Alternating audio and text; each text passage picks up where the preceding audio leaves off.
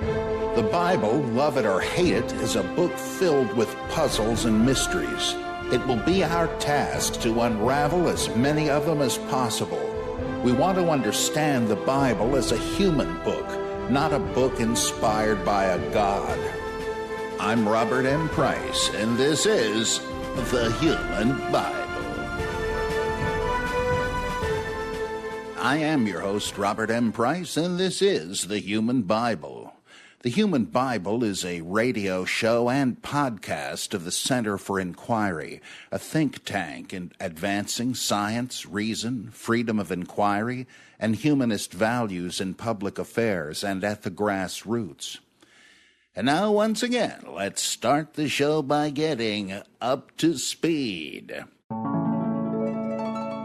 Up to speed. Now, this is the part where, of course, we try to put down some building blocks to, I don't know, what would you call it, introductory or remedial? I guess that sounds a little insulting. I guess it shouldn't, but there's an awful lot of background stuff one does need to know, prerequisites, as it were, to approach biblical criticism, the critical, analytical study of the Bible. And up to speed is where we try to catch up with some of that stuff, of course, for an obvious reason. I don't want the rest of the show to sound like a glossolalia. Well, what did he say? Formgeschichte?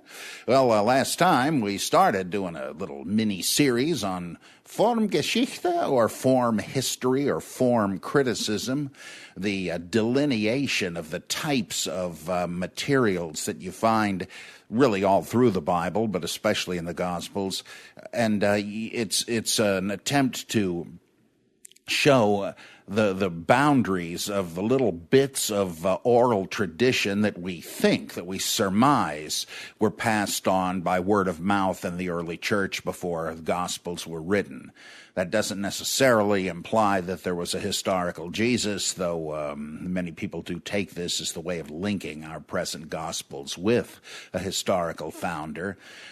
Since nobody says he wrote anything, how do you get from the founder to what we're reading? And so one hypothetical way of linking the two is through a series of teaching by him and about him, repeated by people that heard him.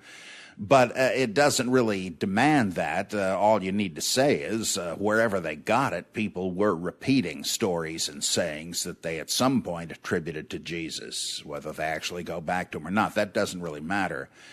I guess I should also warn you that this is not held even by all critics. I mean, it used to be that people never bothered with this in the study of the Bible. They just said, well, look, the Holy Ghost inspired it, and that's good enough for me.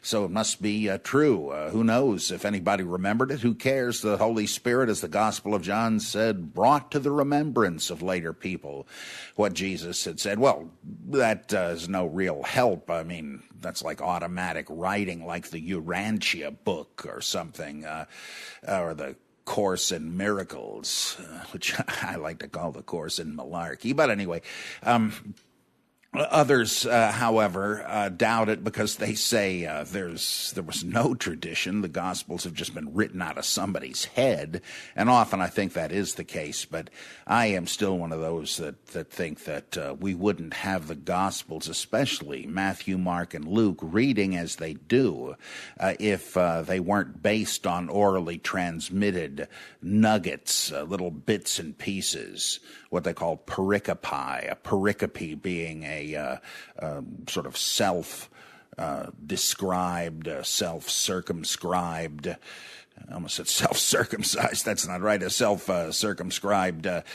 oral tradition unit. And it's just, like one of the early, I think it was Carl Ludwig Schmid said that one of the early form critics, that the Gospels, especially Mark, they read as if it's like a string of pearls. It's one and then the other and then the other. Very short, and a whole bunch of them just strung together with minimal real chronology or anything. It almost doesn't matter what happened.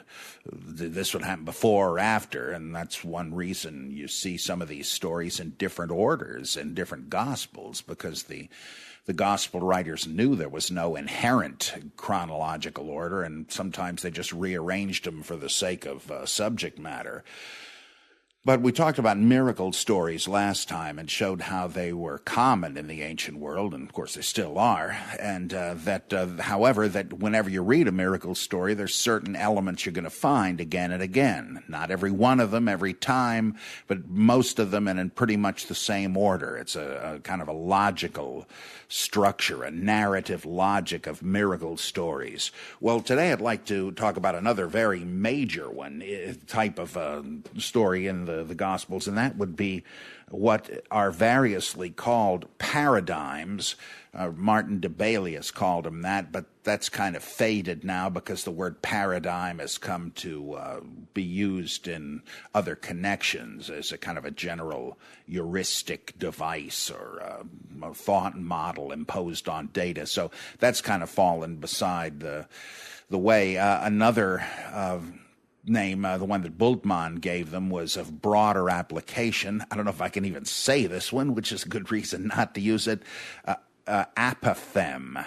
And almost sounds like you're clearing your throat. Well, this was applied to various stories in the Hellenistic and the classical period, and I want to read you a few of those, but here's a couple of them in Mark, just to let you know what we're talking about here. Oh, how about Mark 3:23? One Sabbath he was going through the grain fields, and as they made their way, his disciples began to pluck ears of grain. And the Pharisees said to him, "Look, why are they doing what is not lawful on the Sabbath?"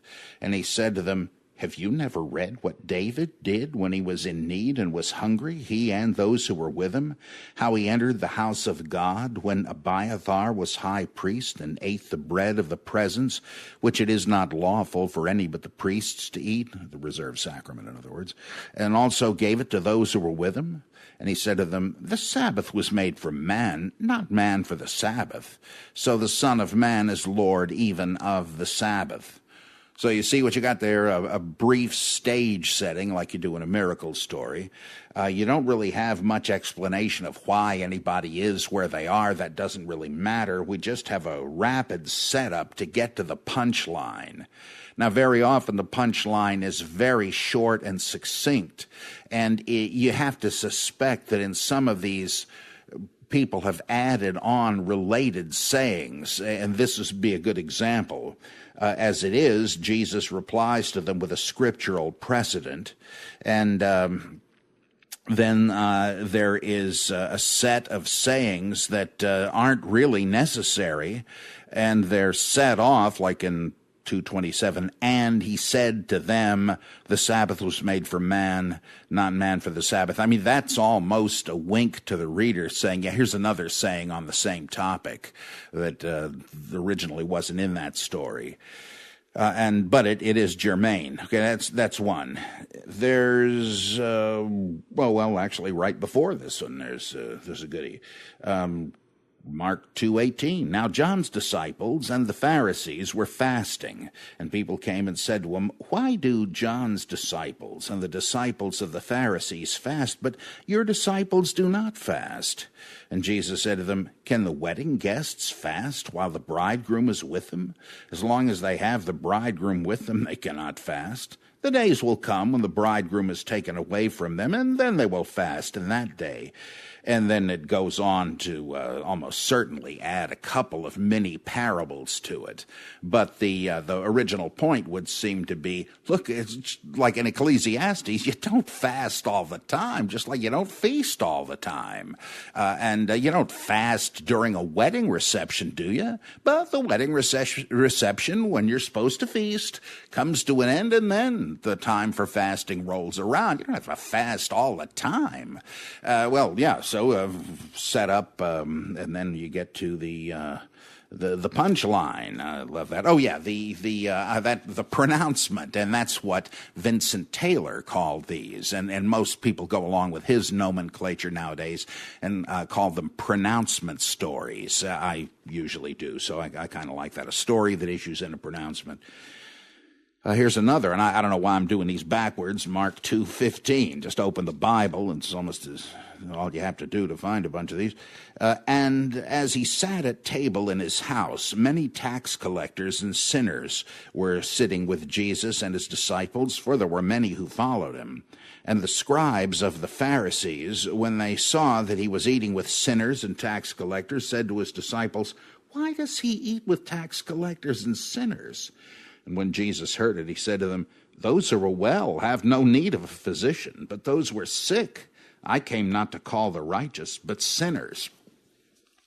Well, even there, I suspect another saying has been added on to it. The original point of it was simply, look, I'm like a doctor. Who do you expect me to hang out with? Just the AMA all the time? All right, the whole point of being a doctor is you're out there helping people that are sick. Well, naturally, I'm going to go to the morally sick and try to make them better. Yeah, it's pretty good and short, sweet, to the point. Now, nobody thinks that the gospel writers invented this or that the New Testament is the first place you ever find this. As I say, it was common. Here's a few from other ancient figures. Thales, who lived around the transition between the 7th and 6th centuries. Let's see. He said, "There is no difference between life and death." Someone said, "Then why do you not die?" Because, he said, there's no difference.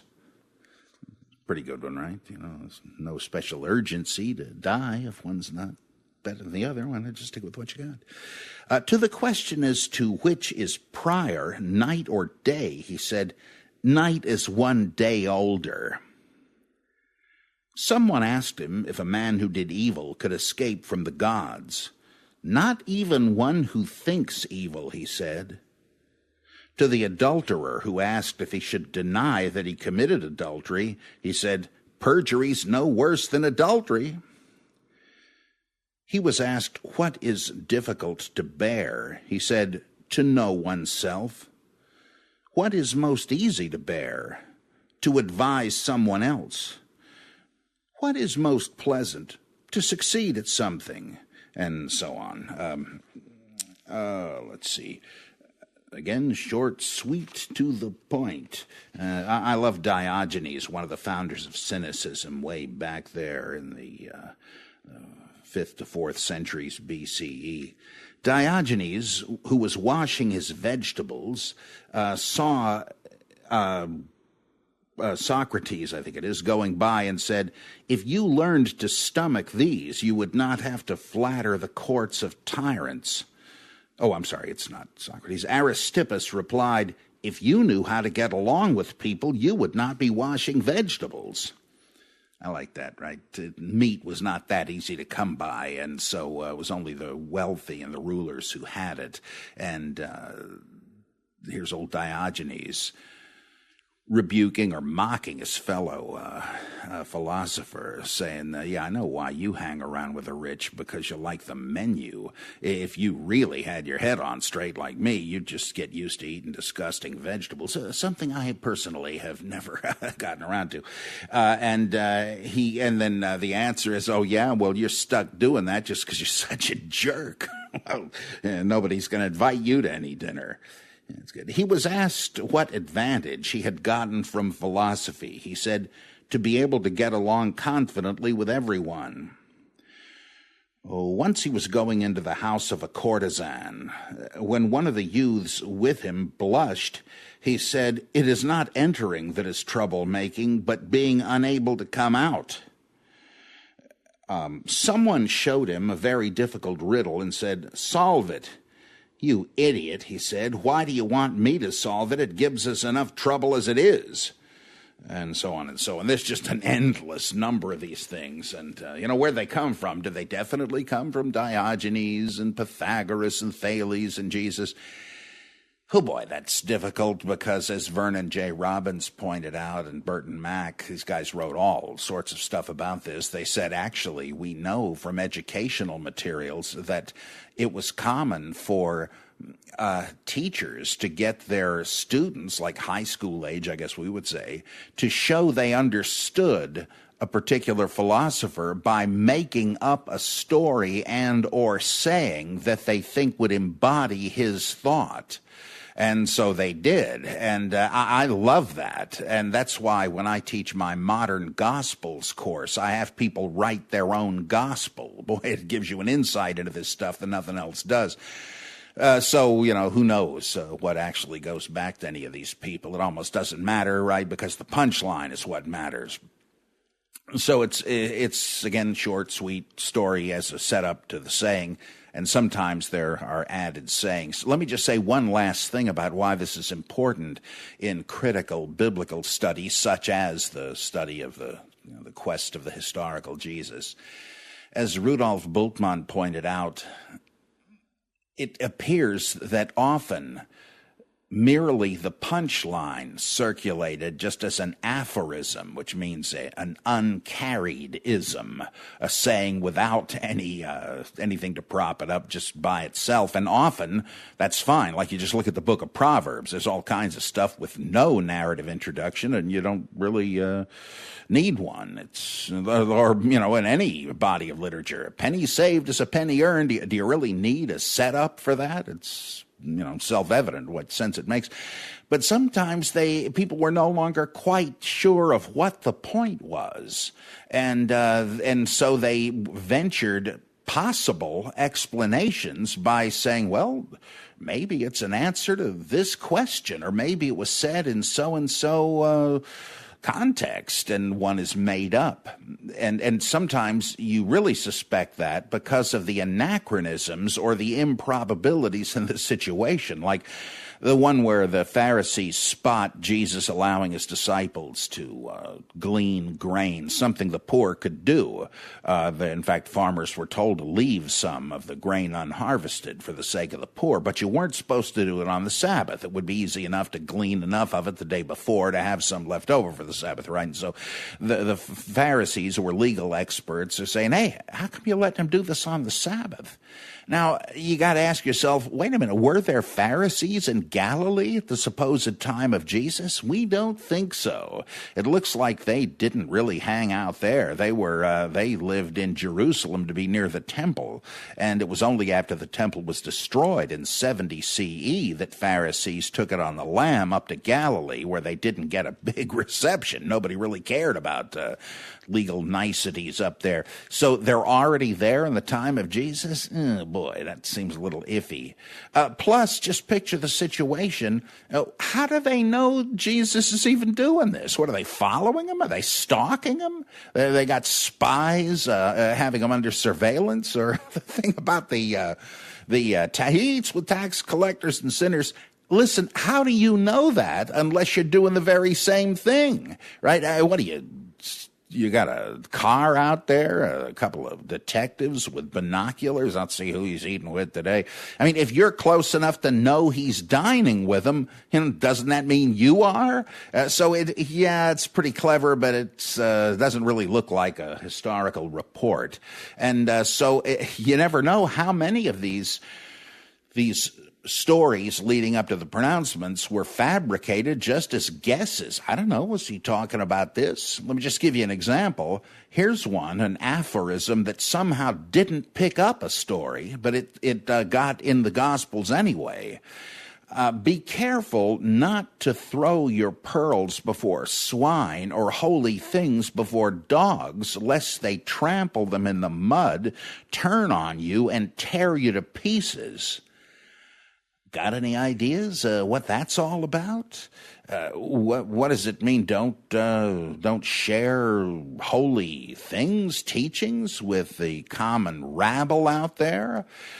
Well, my guess is that it does emerge from that kind of thing, the way the Gnostics and the Sufis and others said, there's a lot of stuff I'd like to tell the common people, but I know they're not ready for it, and if I do, they may think it blasphemy, just like the Sufi Al-Hallaj was crucified for going around teaching that he was God, by which he only meant everything is God, because God is everything, but most folks didn't get it and crucifixion. So I'm guessing that's what it's about, but there's really no way to know.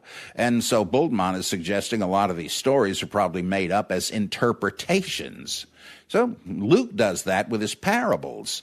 When Luke has a parable, he'll tell you what it's about before he has Jesus say it. Well, this is the same sort of a thing. And one last example of that, you remember old Salman Rushdie, who got into such trouble because of his novel, The Satanic Verses? Well, where'd that come from? What was the idea of that? Well, there's this passage in the Quran where it says, if Allah causes his word to be forgotten, he is able to replace it with another verse like it or one better, and there's a similar passage.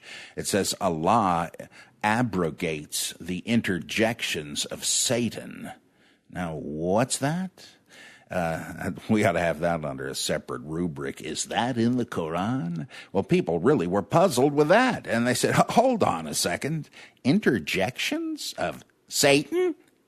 Satan is getting a word in edgewise that nearly makes it into the holy text of the Quran, but God manages to prevent it at the last minute. What on earth can they be talking about? Well, somebody said, well, you know, the Prophet Muhammad was negotiating with the elders of his hometown, Mecca. He had them surrounded, and he said, now, I want you to worship only Allah now.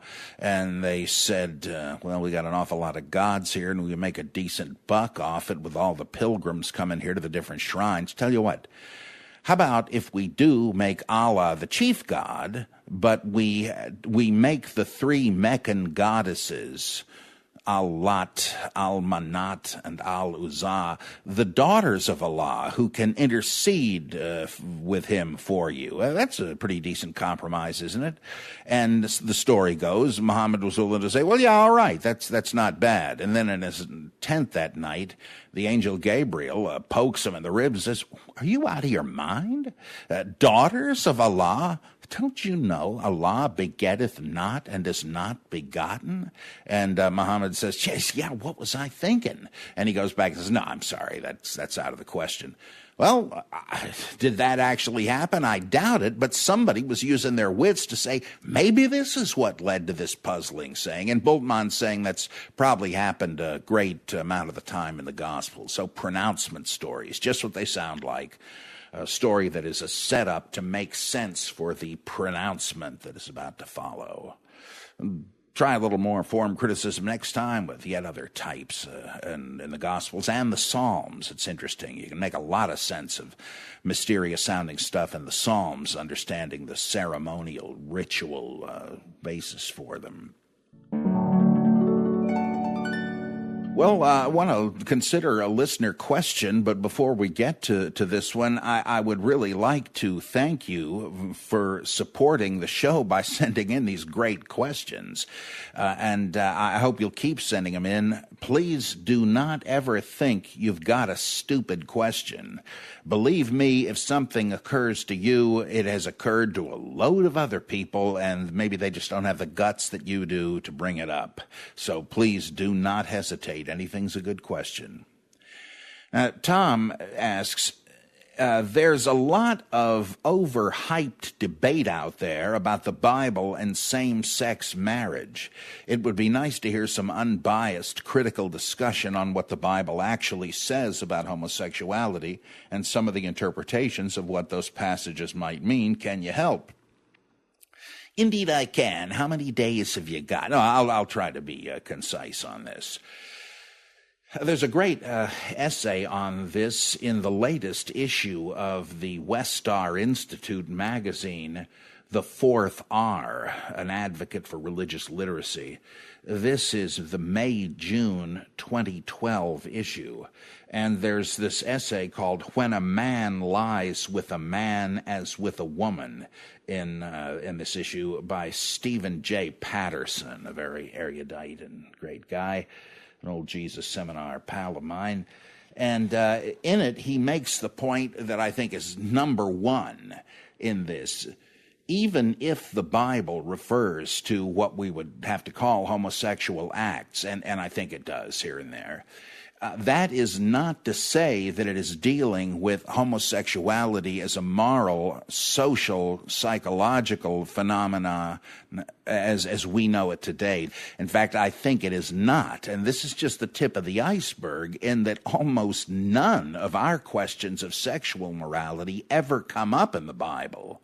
Rape and adultery do, obviously, and it's no surprise to anybody, but an awful lot of other things don't, and when they do, by the skin of their teeth, they're don't, like the idea of a woman having premarital sex is really a property value, property rights issue having to do with the father. I don't want to get into that one, but it's just to illustrate that they don't really have the same social, moral matrix we do, and so it's a huge stretch to try to get any of these things out of the Bible. I mean, it's kind of iffy as to whether the Bible even speaks of romantic love, though a couple of times I think it does. So what about this? Well, I think Steve Patterson is right. And if you want this article, it's a very good one. You might just Google West Star Institute, and I'm sure you could order a copy of this. It's a very, very excellent piece. But let's get into some of the texts that supposedly deal with it at all. There is, first of all, the famous Sodom and Gomorrah story. Let me just say that I think the popular interpretation of that, namely that Sodom and Gomorrah and the cities of the plain around the Dead Sea area were all populated by gay men and presumably nobody else. I mean, there's specifics in the story that all the men of Sodom, from the least to the greatest, the youngest to the oldest, every single one of them show up at the door of Lot's house, etc., right? Because they're trying to justify what happens at the end, that there's not even 5 morally worthy people and God nukes the joint. So they're very clear that whatever the menace posed by the men of Sodom is, they all deserve it. Now, what happens there? Well, God's heard these rumors that Sodom and Gomorrah, etc., are not nice places. They're ripe for destruction, but he's sending a couple of angels in there to do a fact-finding tour. Don't think I'm caricaturing this. It's just modern lingo for what the story says. And so these two guys show up. They don't have angel wings or halos. Angels never do in the Bible. They just appear to be human beings, and they come knocking at the door of Lot, who is not a native, but he's a nephew of Father Abraham, who has relocated there, and because of his great wealth, he's now virtually an elder in the city, though really a resident alien, you might say. Well, these two guys knock at his door, and I guess he sees them coming into the city at the gate, and he says, "You got any place to stay?" And I said, "No, we'll just sleep out in the city square." And he says, "No, look, listen to me. You don't want to do that. Let me put you up in my house." Okay, and the evening comes, and suddenly there's this pounding on the door, and there's every guy in the town out there, and he says, "What about those 2 men who came to you tonight? Bring them out that we may know them." And he says, look, don't do this vile thing you're thinking of. Come to think of it, I've got 2 daughters who have not known man. Look, I'll bring them out to you. You do whatever you want, but I've given this guy sanctuary under my roof. I can't betray him. And they say, look, Mr. Big Shot, shut up or we're going to treat you worse than them. And the 2 men reveal themselves as supernatural beings, and they blind the men of Sodom, who can no longer find their way into the door, though they're standing right in front of it. And the angel says, "Okay, that's evidence enough. We're going to wipe this place off the map. Do you have any relatives here? We'll see that you get safe passage out of here." And he says, "Well, there's my daughters and and their fiancés." And he goes and tells them, and the 2 guys say, "You're crazy, old man." "All right, guys, it's your funeral." And so he and his daughters and his wife leave, but his wife is just sick at the thought of leaving behind her kitchen appliances. is. And just like in the Monty Python movie, if you've been half a man, you'd have gone in after that blender. Well, she lingers, and sure enough, by this time, God is showering the place with molten rock salt, and the others get out of there, but she's sticking around and gets encased in it, and becomes the prototype for the Morton salt label. When it rains, it pours, and so forth. What did these guys want to do? What do they have in mind? Gay gang rape, right? Wrong. At least it seems to me a very strange reading of it. You got a whole town filled with gay men, and Lot's daughters are able to find men who are going to marry them. That's number one. The second problem is the use of the word to know. Bring them out that we may know them. There are about 10 undisputed instances in the Hebrew Bible where to know or knowledge is used as a euphemism for sex, getting to know you. Like Adam knew Eve, his wife, and she begat Cain in Genesis 4:1, I think it is. Yeah, there are a few of those. There are about 10 of them. There are incredible, huge amounts of places where it just means what it means to us. You're aware of something. Now, which does it mean here? Well, in the immediate context, there are instances of it that mean both things. The girls are said to be virgins. Lot says they have not known a man. All right, that's one of the 10. Definitely means carnal knowledge. But in the previous chapter, the scene where God confers with the angels and says, you think I should hide my plans from Abraham? I mean, after all, he's the only one on earth I have known, which implies chosen.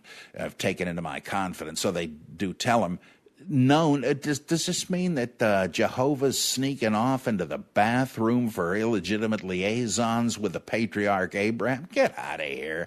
Of course, it means I've known him. Like Jesus says later, depart from me, I do not know you. Well, he knows Abraham, not sexually, needless to say. So it could mean either one. The idea, I suppose, is people have in mind when they say these guys have sex on the brain is that Lot offers the alternative. Look, they've not known man. If you want to know somebody, how about them? Well, for one thing, what the heck is Lot doing? He's not saying here's an alternative to gratify your sexual desire, especially if he's talking to a bunch of homosexuals, right? What interest are they going to have in his daughters? Right, and no, the point is, as a parallel story over in Judges 18 or 19 or both say, a very similar story there, they explicitly say the mob wanted to kill the visitors. And rob them implicitly. That's what the rabbinical references to Sodom and Gomorrah in ages afterwards say, that they were xenophobes. The point is hospitality.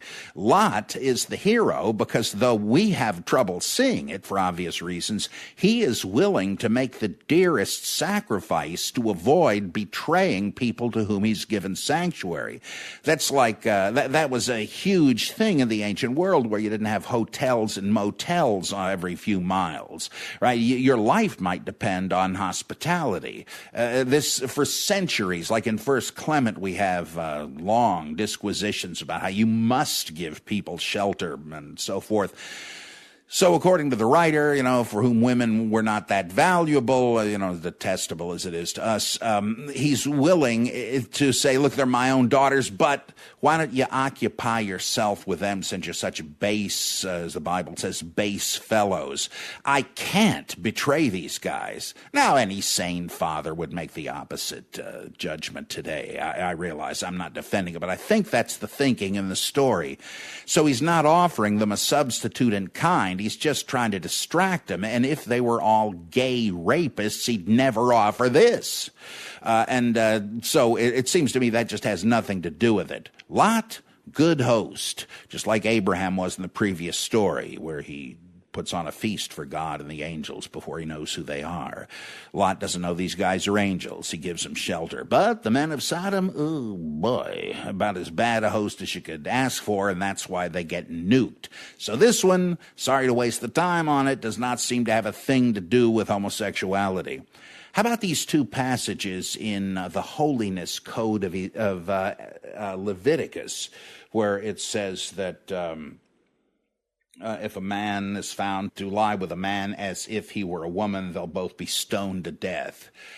What's up there? Well, we can cut to the chase by saying this is in the same context as passages that say you're in huge trouble if you wear clothing woven from different kinds of fabric, if you allow different sorts of cattle to graze together, and all kinds of things. It's about what are called abominations, or literally in Hebrew the word is confusions, and these are not moral issues. Those are dealt with at great length in the Pentateuch: Genesis, Exodus, Leviticus, Deuteronomy, Numbers, but this is not that. This is like eating a ham sandwich, though a bit more serious in its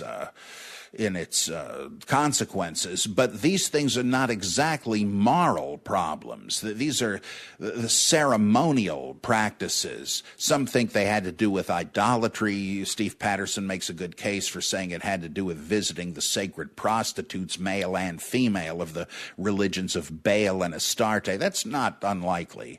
But it almost doesn't matter, because what's wrong with this is the same kind of thing that's wrong with having a shrimp cocktail. It violates the taxonomical categories of that culture. It really is hard, or as Troy Perry, the founder of the Metropolitan Community Church, said, if you're going to condemn homosexual activity based on this, you better not be wearing polyester blends or having a ham sandwich, because it's all wrong for the same kind of reasons. Great article on this is Mary Douglas's essay, The Abominations of Leviticus, which spells it all out in her book, Purity and Danger. Great piece of anthropology. So this is not really dealing with the issue of gay sex, gay relationships, or same-sex marriage. So that seems to me, honestly, to be off the table. What do you have in the New Testament that deals with this? There are a couple of passages, one in 1 Timothy, one in 1 Corinthians, which use a couple of very rare ancient Greek words and condemns those who are in these categories. One word used there is arsenokoitai, which means men who bed down with men sexually. Now, that might be just a general condemnation of homosexuality. I think that's how the Revised Standard Version translates it. But John Boswell argued, based on the structure of these words lexically, that it implies a kind of male prostitute, but we don't know. Robin Scroggs, a New Testament professor at University of Chicago years ago, he said he thinks it's just an attempt to translate the Leviticus passage, a man who lies with a man is with a woman, but he thinks in context it had to do with pederasty. What was unnatural about it was the idea that it was across the divide of age, but it's all inference. It's not clear. The other word is malakoi, or soft ones, which seems to refer to catamites or dolled up call boys. Again, a kind of homosexual prostitute. If both simply mean gays, why are two different words used in the list next to each other? It's not clear, because neither of these words is used very much in surviving Greek texts. And so I always think of this whenever you have any of these blowhards blasting gays. The Bible condemns homosexuality. Well, if they really were concerned about interpreting what the text says, they'd probably have to say, there's about a 40% chance that 1 Corinthians is condemning homosexuality. But of course, nobody's going to say that, right? If you know that's the case, you're not going to preach it. If you're going to preach, you don't want any uncertainty. Well, this finally brings us to Romans chapter 1, which I think was not even part of the epistle. I think J.C. O'Neill was quite correct in saying that this is part of a Hellenistic Jewish synagogue sermon that has been sort of grafted into Romans. No time to explain why that is, but ultimately it doesn't matter. Here we do seem to have an all-purpose condemnation of male sex. It's trying to tell us about how the human race ended up in idolatry, and it said that once they did, they kind of veered off into uncontrolled sexual abuses, and it mentions bestiality. At least I think that's the reference. It's explicit in Leviticus, to which this refers. But also men burning with desire for one another, departing from the natural usage and receiving in themselves the just penalty. What is all this about? I would say this writer does abhor male-to-male sexual conduct, but the Achilles heel of this, hermeneutically, that is, in terms of applying it to ethics, is this a correct understanding of what homosexual attraction is? What does it mean against nature? Well, people usually take it in an Aristotle sort of a sense. People were designed to just be heterosexual. So if you're being homosexual, it's against the way God designed it. Well, it might mean that, but keep in mind, it may just mean, and I think this is the point, decadent sexual experimentation on the part of those who are constitutionally heterosexual. I hope I said all that tongue twisting right. The writer assumes everybody is naturally heterosexual, but some say, gee, wonder what it would feel like to do this, have sex with another man, no, that's wrong. That's going against one's own natural inclination, the writer thinks. Well, be that as it may, I think it's pretty darn obvious that is not what's going on in homosexuality as we understand it. Those ex-gay ministries, which I think are essentially futile and fraudulent, look at the trouble they have trying to get homosexuals to reorient themselves to like women. I don't know if they even deal with lesbians. It never seems to work, and this is because these guys have not simply made a choice, right? However they wound up as they are, their nature is to be homosexual. So to take this out of the context of the ancient writers and the ancient milieu and say, well, okay, that's it, modern homosexuality, especially gay marriage, that's against the will of God, hallelujah. I regard that as a farce and a disgrace. You might as well start asking about euthanasia and surrogate motherhood and other things or abortion, which just does not occur in the Bible. So I don't think that we really have anything here dealing with homosexuality, period. Now, what about gay marriage? You could add one more text, the thing in Genesis 2. It says, for this, it takes the woman out of the side of the man and says, now that's why they're always trying to get back together. This is the reason that a man will leave his parents and cleave to his wife, and the two shall become one flesh. Yeah, the function of that story probably is to say, here's how we got marriage as we know it. Well, in the Greek version of it, they had Zeus split up the primal beings into three different combinations. There had been male entities that were now split, and they were spending time trying to get back together. That accounted for homosexual relationships. There's male females, and when they were split apart, try to get back together incessantly, that's male-female sexuality. There were female-female. Zeus split them up, and when they are attracted to each other, that's lesbians.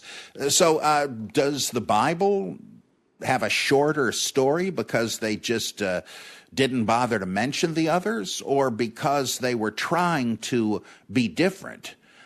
I would guess the latter, and that the story, like old Jerry Falwell used to say, shows Adam and Eve, not Adam and Steve, on purpose, but who knows? It doesn't actually say. And all I got to say beyond this on this issue is, if your problem with gay marriage is that it's going to threaten the institution of marriage, I'd like to know how that's true if it's resulting in more marriages, right? That's a little odd, the logic there.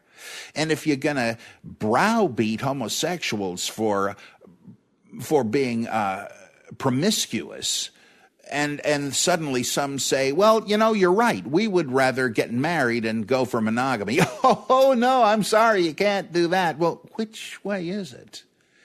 Anyway, so yeah, I think that's most of what I got to say about the very relevant question. I think that's a very good one. And as you might guess, here in North Carolina, when we had that state constitutional amendment banning same-sex marriage, I voted against it. I think, of course, should be legal. All right, now on to a rather different matter. Apologetics is never having to say you're sorry. Well, should I say never being willing to admit you're sorry. Now, here is an odd one that has sort of stuck in my intellectual craw for a long time. I recently quoted something out of C.S. Lewis's Mere Christianity, and that's a good resource for a lot of this stuff. He is trying to explain in a section called Beyond Personality about the doctrine of the Trinity. Mere Christianity is a set of radio lectures that he gave, I guess, in the 40s that were so popular they were put in a book. And there's a lot of interesting stuff in there. Well, he's trying to explain the Trinity. Good luck on that one. Right? And specifically here he's trying to say, well, he's trying to address a problem. I don't think he actually quotes this, but when they were debating in the Council of Nicaea whether the Word, the Logos, the Son of God, who then became incarnate as Jesus Christ, was this Son begotten of the Father? Was he created by the Father? Was he of the same nature as God the Father, or merely similar? Was he eternal? Or even though he was before the earth, had he been created like an archangel or something? And a lot of issues tie into that. But some of the people said, wait a minute, if you're saying that the Son was co-eternal with the Father, how is one the son of the other? Why not call them brothers? Pretty good point. Well, Lewis is basically addressing that little difficulty, and here's what he says. Imagine two books lying on a table, one on top of the other. Obviously, the bottom book is keeping the other one up, supporting it. It is because of the underneath book that the top one is resting, say, 2 inches from the surface of the table instead of touching the table. Let us call the underneath book A and the top one B. The position of A is causing the position of B. That is clear? Now let us imagine. It could not really happen, of course. Keep that phrase in mind, but it will do for an illustration. Let us imagine that both books have been in that position forever and ever. In that case, B's position would always have been resulting from A's position. But all the same, A's position would not have existed before B's position. In other words, the result does not come after the cause. Of course, results usually do. You eat the cucumber first, well, I guess that's how it works. You're not going to catch me eating any cucumbers, and have the indigestion afterwards. But it is not so with all causes and results, and so on and so on.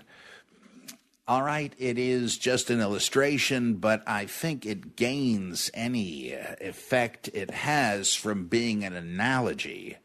And there's a real problem with this one, right? Oh, I know it may sound at first odd to say that B has been caused by A, but they were always in this position, but it's a position of dependence. But it's just as, those cases where you have one book on top of another, as I do right now. I got my copy of Mere Christianity on top of my Bible. I guess it should be the other way around, though. And of course, it's been that way since all eternity. Well, it's the same way with the Son and the Father. Oh, wait just a second, Jack. I used to call C.S. Lewis Jack. How is that an analogy? You're pointing to a state of affairs that never existed and couldn't exist. I remember hearing professors do that. Well, I know it sounds a little odd here in the Bible with this or that, but it's just like when so-and-so happens, and they come up with an analogy that is just as weird and never happens. And I could think of a couple, but I don't want to blame them on a favorite professor of mine.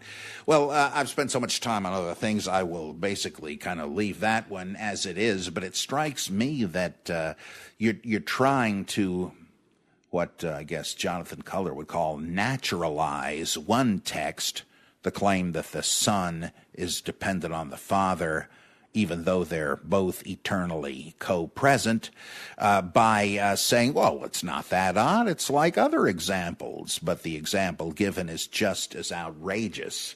So that's a little one, but you might hear it sometime and think, well, wait a minute, what was that again? And might as well think about it first.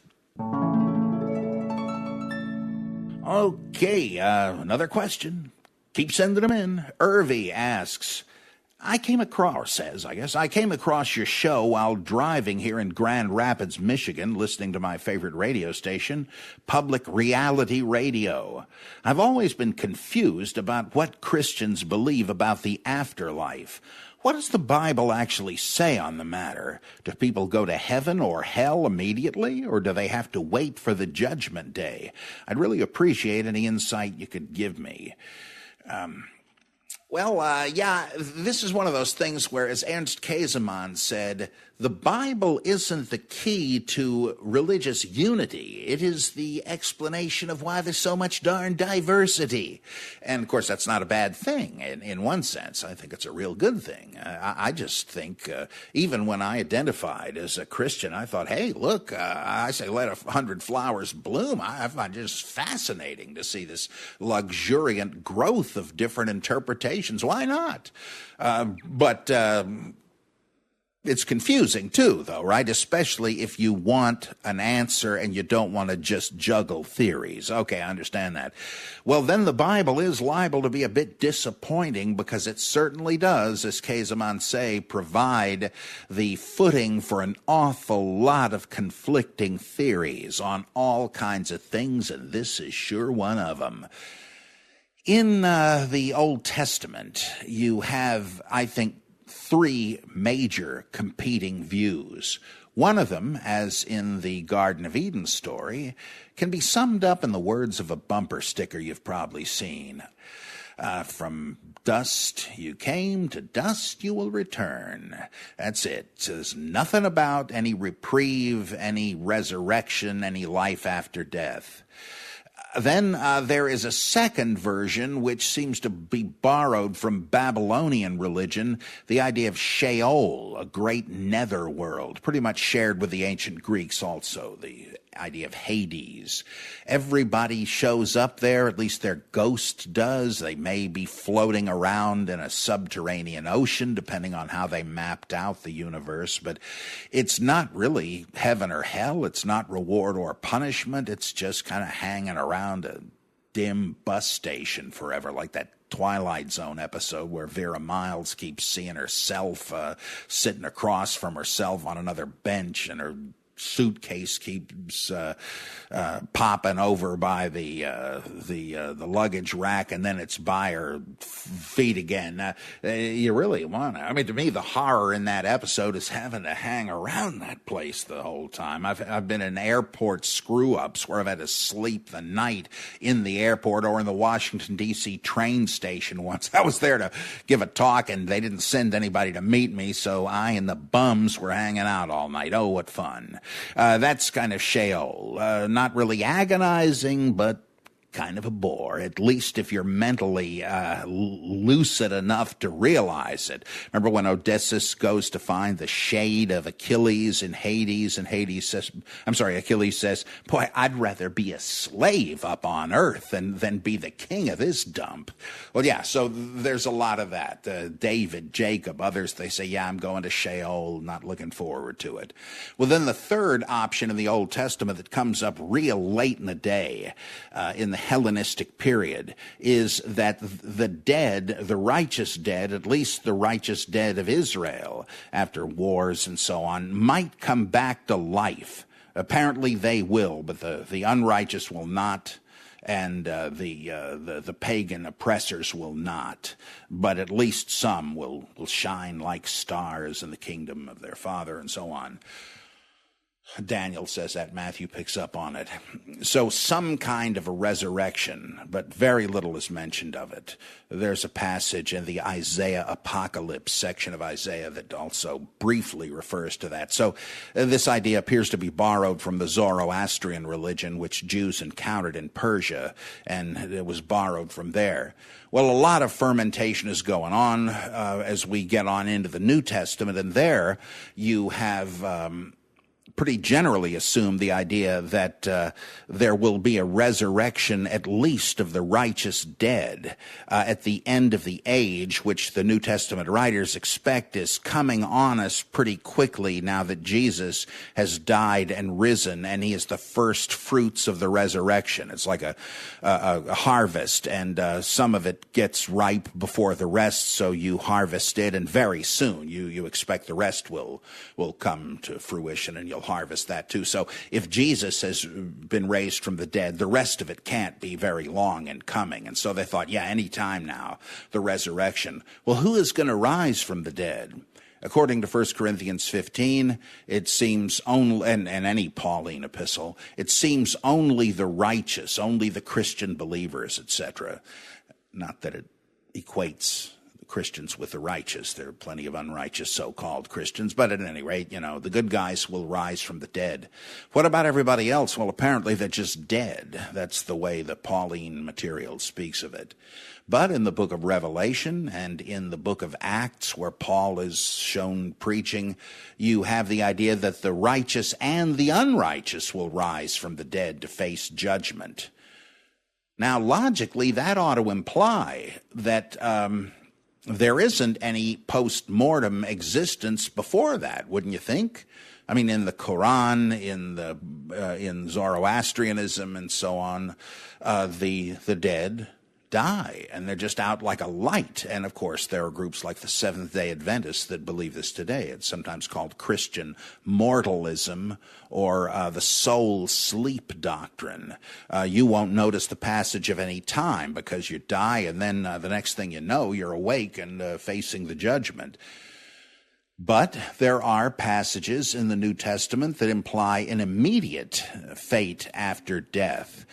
Two of the Pauline epistles, 2 Corinthians and Philippians, seem to say that for Paul, at any rate, to die would mean instantaneous reunion with Christ, and so he doesn't regard it a unpleasant prospect. Be happy enough to be martyred for his Lord and to wind up in his presence immediately. For me to live as Christ and to die as gain, etc. And so he speaks about gaining heaven immediately, though the same texts also speak of an eventual resurrection.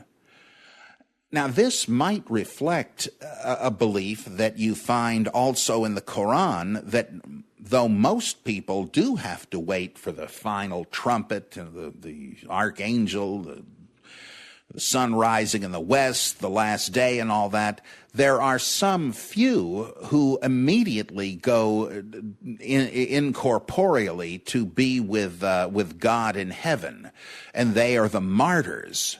In the book of Revelation, the martyrs' souls are under the tabernacle in the heavenly temple, and they say, "How long, O Lord?" So they're already up there. They've gotten special treatment, the first class section, and that would, and of course in Islam today, these nuts are blowing themselves up because they think that's martyrdom for the faith, and they'll go right to heaven, but others won't, right? And so Since the Pauline epistles depict Paul as a soon-to-be martyr, that may be why he says he's going to go to be with Christ immediately. Of everybody else, he speaks of them having fallen asleep in Christ, waiting to rise at the end. The other exception to that rule of being dead in the meantime and facing the music later, well, of course, would be the famous parable or story or whatever in Luke 16, I think it is, of the rich man and Lazarus, where these two guys, one wealthy and indifferent to the poor, and the other, one of the righteous poor, die apparently on the same day. And the one of them, the poor guy, is greeted by an embrace from Father Abraham, and the other guy wakes up in the barbecue pit of Hades, and so on. Well, is there supposed to be any future resurrection? Or they just, is the rich guy sweating it out until the resurrection? It doesn't say, and I think it implies that no, this is the end of the line. Also, only in Luke, there's that odd business where Jesus is on the cross and one of the guys crucified with him sticks up for him when he's being ridiculed. And he says, Jesus, don't forget about me when you attain your kingdom. And Luke seems to think that means he's going to go into the kingdom in the sky. And sure enough, Jesus says, I'm telling you, just for that, today you will be with me in paradise. That's the abode of the righteous dead. That's where the beggar Lazarus went, apparently. Wait a minute, didn't Jesus descend into hell or Sheol or something? Wasn't he going to rise from the dead after that? This seems to say, no, Jesus was one of the righteous. He dies, he's going to wind up in paradise, and this guy's getting in on his coattails. All of this to say that you really have a gallery of possibilities as to what the early Christians believed about life after death, and there appeared to be no unanimity. In fact, you can throw one more wild card in there. In 1 Thessalonians, there is this interesting passage where the writer, supposedly Paul, has to disabuse people in the church of their belief that those who die before Christ comes back are just lost. That's the end of them. And so there's they were Christian believers, but they're dead. Are they out of luck? Now this seems to be a yet another Christian understanding of the afterlife, namely that there wasn't one, unless you were lucky enough to be alive at the time. And then you start thinking about these gospel passages. He who endures to the end will be saved. Did they think if you died before the second coming, that was the end of you? I don't know. Very strange. Plus, one last thing, I guess, pops into my head. There is this stuff in 1 Corinthians 15 about how the resurrected righteous will have bodies of spirit somehow, pneumatic bodies. How does that square with this stuff in the Gospels about how if you are caused to sin by your eye, your foot, your hand, you should chop these off and throw them away, because it would sure be better to enter into eternal life maimed than to be fit and tanned and intact and thrown into the Gehenna of fire where Moloch is going to devour you. What is the deal there? That seems to be two very different views of the condition of the saved. They going to be in perfect health, more perfect than ever? Or are they still going to have their wounds? After all, the resurrected Jesus does, right? He's got gaping wounds still. Well, who knows? It doesn't tell us about any heavenly first aid kit there. So, yeah, this is the kind of thing that just really, I think, destroys the notion of the Bible as a divine answer book. You know, you think, well, surely here, I've got revelation on these topics. I don't have to merely speculate. Gee, I'm sorry to disappoint you if that's what you think. I don't think that Irving is saying that, but, you know, a lot of people do. This is why you're left with speculation, because there's just a whole lot of items on the menu, and if you have to choose, there's no reason to choose any one of them. because if the Bible says all of them, it's obvious they can't all be true, and there's no reason to think that any one of them is simply by virtue of appearing in the Bible. But speaking of what's in the Bible, thank you so much for being with us on The Human Bible. I want you, as Dean Martin used to say, to keep those cards and letters and tweets and emails and Facebook postings and telepathic bulletins, however you get them here, keep them coming in, and I'll see you next time on The Human Bible. Thanks for joining me on this episode of The Human Bible. To send us questions or comments on the show, which we really hope you do, you can email questions@thehumanbible.net or feedback@thehumanbible.net. We're also on Twitter @HumanBible, on Facebook @/TheHumanBible. And you can even leave a voicemail on our Human Bible hotline by calling 716-71-BIBLE. You can get all that information and more on our website, thehumanbible.net. Views expressed on the Human Bible aren't necessarily the views of the Center for Inquiry, nor its affiliated organizations. The Human Bible is produced by Adam Isaac in Amherst, New York, and features contributions from Debbie Goddard. I'm your host, Robert M. Price.